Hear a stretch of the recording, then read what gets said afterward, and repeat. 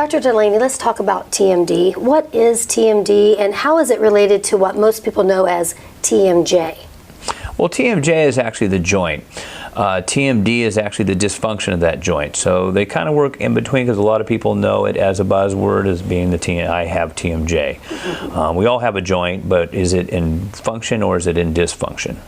So how might a patient know that they could be a candidate with the actual disease or disorder of TMD?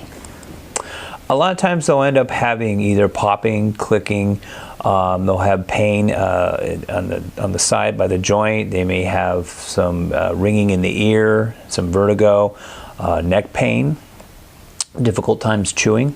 So then how did the actual treatment of TMD come into your practice?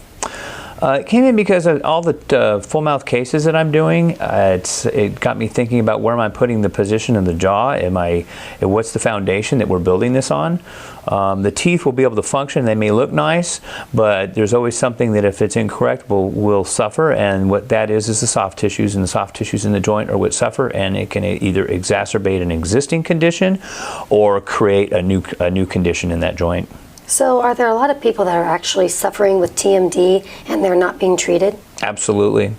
It's not always have symptoms. It does not always have the symptoms that of pain and facial pain. And a lot of times it's usually one event that will tip it the other way where symptoms become prominent, and that usually drives people in to seek treatment. So Dr. Delaney, how do you manage your patients who are suffering with TMD? Well, first I put them through some of the equipment that we have in the office, which allows us to actually see what's going on. Diagnosis is the first step. What is actually the problem?